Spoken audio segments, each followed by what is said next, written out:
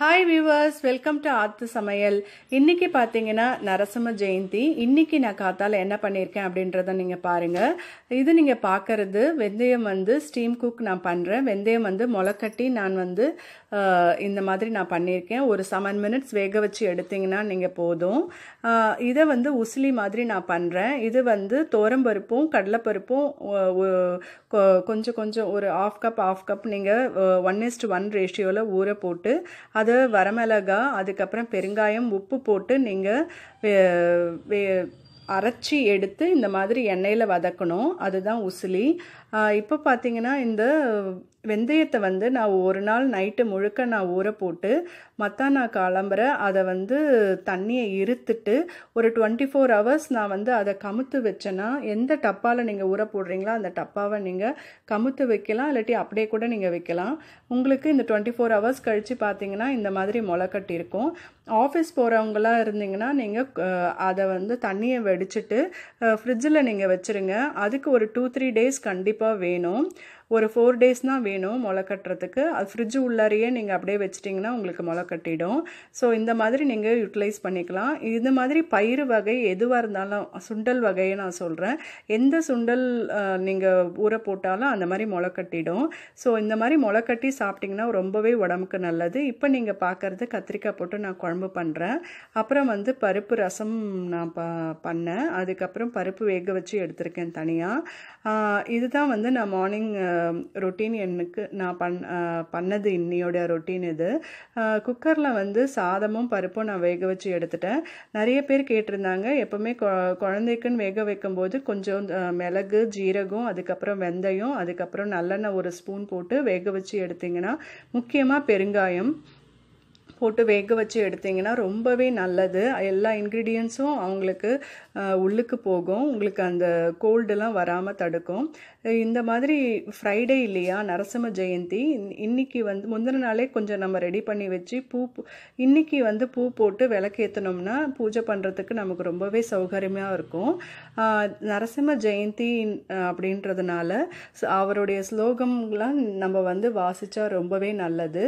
அரளிப்பூ வந்து வச்சுருக்கணும், நான் வாங்க முடியல. ஸோ அரளிப்பூ இருந்ததுன்னா அதை நீங்கள் வாங்கி நீங்கள் வந்து பூஜைக்கு யூஸ் பண்ணலாம். இப்போ நீங்கள் பார்க்குறது ருண விமோச்சன லக்ஷ்மி நரசிம்ம ஸ்தோத்திரம். இது வந்து கடன் தொல்லைகள்லாம் இருந்தீங்கன்னா இதை பாராயணம் பண்ணிகிட்டே வந்தீங்கன்னா உங்களுக்கு எல்லாமே உங்களுக்கு தீரும் அப்படின்னு சொல்லுவாங்க.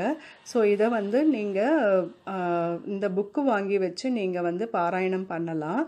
முடிஞ்ச அளவுக்கு வெள்ளிக்கிழமை செவ்வாய்க்கிழமை அப்படின்னு பண்ணலாம், இல்லை தினமே டைம் கிடச்சதுன்னா நீங்கள் பண்ணலாம். இப்போ நீங்கள் பார்க்குறது வந்து மந்திர ராஜபத ஸ்தோத்திரம் சொல்லுவாங்க. இது வந்து ஒரு 12 இருக்கும். ஒரு 13வது தான் வந்து ஒரு சின்ன ஸ்லோகம். அது உக்ரம் வீரம் மகாவிஷ்ணு அப்படின்னு ஸ்டார்ட் ஆகும். இது பார்த்தீங்கன்னா பாருங்க, படித்து ரொம்பவே பழசாகவும் ஆயிடுச்சு இந்த புக்கு. ஸோ நரசிம்மரை பொறுத்த வரைக்கும் பார்த்தீங்கன்னா மற்ற அவதாரங்களை விட நரசிம்ம அவதாரம் பார்த்தீங்கன்னா உங்களுக்கு சட்டுன்னு உருவாகிடும். உங்களுக்கே தெரியும், மச்சகும வராக மனுஷ சிம்ம வாமன, அப்புறம் ராமர் அவதாரம், அதுக்கப்புறம் பார்த்தீங்கன்னா கிருஷ்ணர் அவதாரம். இதெல்லாம் வந்து நிறைய நாள் நமக்கு இதில் இருக்குது வேதத்தில். ஆனால் இப்போ இந்த நரசிம்ம அவதாரம் சட்டுன்னு உருவாகிடும். ஸோ நம்ம என்ன வேண்டுதல் வைக்கிறோமோ அது நமக்கு சட்டுன்னு கிடைக்கும் அப்படின்னு சொல்லுவாங்க. இப்போ நீங்கள் பார்க்குறது உக்ரம் வீரம் மகாவிஷ்ணு ஜலந்தம் சர்வத்தும், அந்த இதுதான் க்ளோஸ்அப்பில் பார்க்குறீங்க. இதுவே நான் உங்களுக்கு தெரியணுன்றதுக்காக ரிப்பீட்டடாக நான் காமிச்சிருக்கேன்.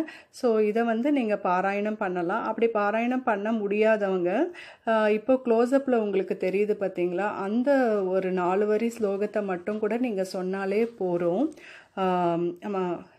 இது வந்து ருண விமோச்சனம் இந்த ஸ்லோகம் இது. ஸோ அடுத்த ஸ்லோகம் உங்களுக்கு இதிலே வரும் பாருங்கள். ஸோ இதுதான் நான் சொன்னது. இது வந்து ஒரு 12 இருக்கும். 13வது தான் அந்த உக்ரம் வீரம்னு சொல்லிட்டு ஆரம்பிக்கும். ஸோ அந்த ஸ்லோகத்தை வந்து இது எல்லாமே உங்களால் இப்போ சொல்ல முடியலனாலும் இப்போ க்ளோஸ்அப்பில் காமிப்பேன் நான். அந்த 4 வரி ஸ்லோகத்தை உங்களால் முடிஞ்ச அளவுக்கு தினமுமே நீங்கள் வந்து பாராயணம் பண்ணலாம். அதாவது பூஜை அறையில் நின்றுட்டு தான் நம்ம சொல்லணும்னு கூட இல்லை, எப்போ டைம் கிடைக்குதோ அப்போ வந்து நீங்கள் சொல்லலாம். அந்த அளவுக்கு உங்களுக்கு நல்ல பவர்ஃபுல்லான இந்த 4 வரி ஸ்லோகம் இது. எந்த ஒரு கஷ்டத்தையும் தீர்க்கும் அப்படின்னு சொல்லுவாங்க. நல்ல குட் வைப்ரேஷன் வர்றதுக்கு நம்ம வந்து வேற எதையும் யோசிக்காமல் இதை இந்த 4 வரி ஸ்லோகத்தை வேணால் நம்ம சொல்லலாம். எந்த ஒரு கஷ்டம் இருந்தாலும் அதை வந்து உடனடியாக தீர்க்கிற அந்த ஒரு சக்தி கண்டிப்பாக நரசிம்ம